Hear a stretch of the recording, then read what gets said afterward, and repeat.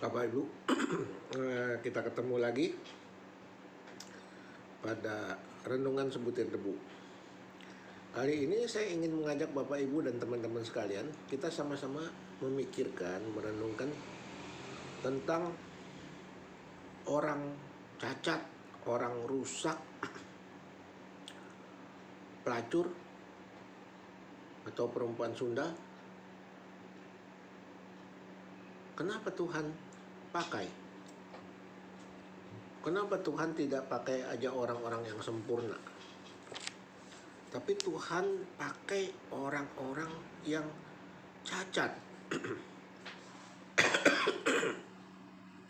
Seperti Fanny Crosby, matanya buta, sehingga dia merasa kecewa sekali. Tapi akhirnya Tuhan pakai dengan hebat sekali, dan dia adalah pencipta lagu rohani yang sangat terkenal. Banyak lagu-lagu ciptaannya membuat inspirasi dan membangunkan semangat kerohanian tiap orang yang mendengarnya. Bapak Ibu sekalian, kita lihat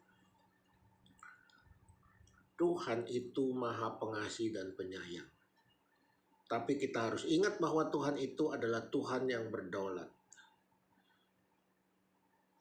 Jangan kita masukkan Tuhan dalam rasio dan otak kita atau pemikiran kita. Karena kita tidak mungkin mengerti kasih Tuhan. Tuhan yang Alfa Omega, Tuhan yang tidak terbatas oleh ruang dan waktu, tidak bisa kita masukkan ke dalam ruang dan waktu. Bapak Ibu, teman-teman, kita lihat kenapa Tuhan pakai pembunuh, orang yang suka membunuh umatnya, yaitu Saulus. Dia dulu adalah pembenci umat Kristen dan dia bunuhin semua umat Kristen. Bahkan dia bakar hidup-hidup umat Kristen, umat Tuhan. Tapi kenapa Tuhan tidak hukum? Kenapa Tuhan malah mau menyelamatkan dia? Kenapa Tuhan mau pakai dia? Kenapa Tuhan nggak pakai aja orang-orang nabi-nabi yang lain yang suci hidupnya? Kenapa Tuhan pakai Saulus yang jahat sekali, penganiaya, pembunuh? Karena kasih Tuhan yang begitu besar. Itu jawabannya. Saulus dipakai Tuhan dirubah dari jahat jadi baik. Dari pembunuh menjadi penyelamat jiwa. Ini yang tidak bisa dimengerti oleh akal manusia. Bapak Ibu,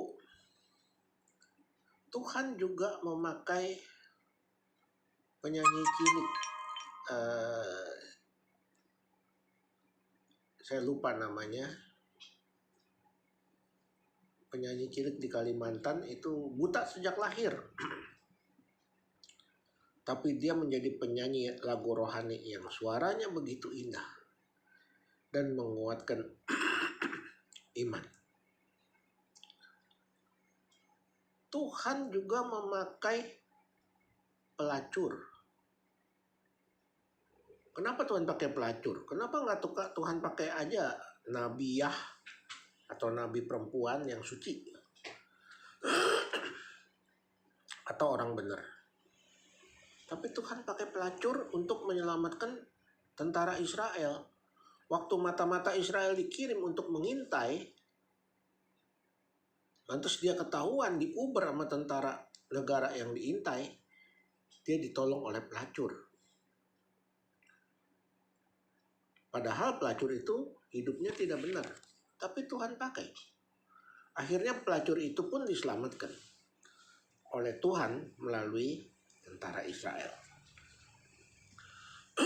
Itu ada di kitab Yosua 6 ayat 22, 25 sampai 25 ya. Jadi Bapak Ibu baca kalau ada waktu, kenapa Tuhan pakai pelacur untuk menyelamatkan bangsa Israel. Lantas kenapa Tuhan pakai pelacur juga? Untuk menggambarkan kasih Tuhan kepada umat Israel melalui Hosea. Nabi Hosea disuruh kawin dengan pelacur oleh Tuhan. Untuk apa? Untuk memberikan pengertian kepada umat Israel. Meskipun kamu berdosa, hai umatku Israel, aku tetap mengasihimu. Meskipun kamu pelacur, kamu main-main sama berhala, kamu menduakan hati terhadap Tuhan, tapi aku tetap mencintaimu. Ini ada dalam kitab Hosea, ya. Hosea pasal 3 ayat 1. Kalau Bapak Ibu punya waktu, baca itu. Coba, Tuhan juga pakai Simpson. Simpson itu bandel. Dia suka main perempuan nakal. Tapi Tuhan pakai juga orang-orang seperti itu. Untuk apa? Untuk memperlihatkan kekuatan Tuhan terhadap bangsa Filistin. Jadi banyak cara. Karena itu Tuhan juga ingin menunjukkan kepada kita, anak-anak Tuhan, jangan kita sok suci. Jangan kita sombong. Jangan kita sok bersih.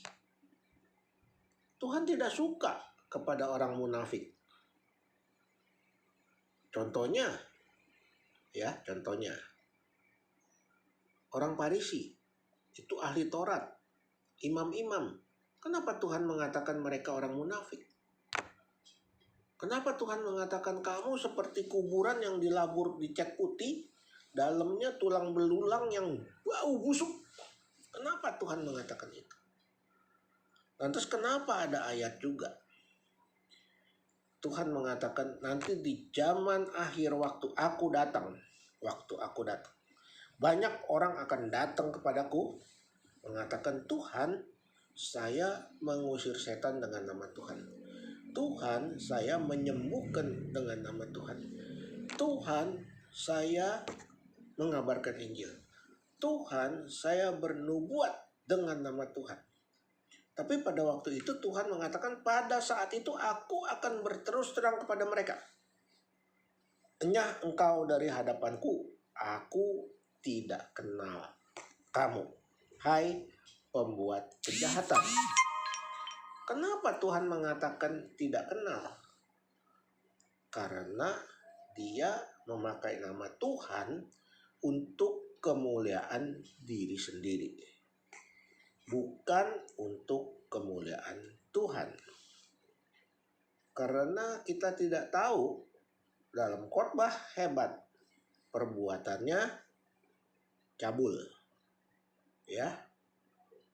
Banyak hamba-hamba Tuhan besar, khotbahnya bagus, jemaatnya banyak, tapi dia berselingkuh. Itu di Amerika banyak kejadian. Kita tidak tahu, tapi Tuhan tahu hati kita, tahu perbuatan kita, tahu pikiran kita.